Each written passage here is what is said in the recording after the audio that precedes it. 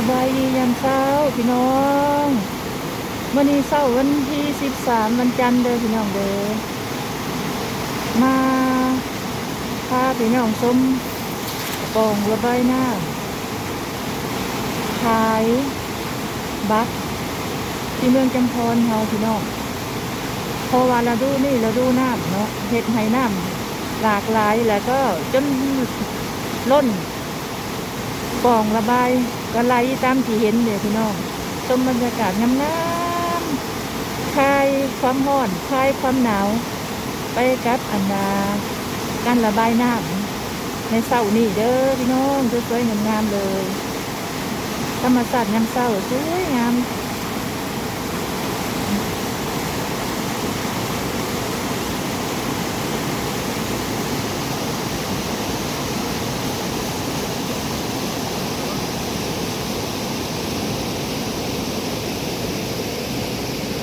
จะไหลลงพุ่นเลยไหลลงไปสู่เซเนาะตกสู่เซจำพรไหลสู่เซบางเหียงตกใส่ของแม่น้ำทรายนี่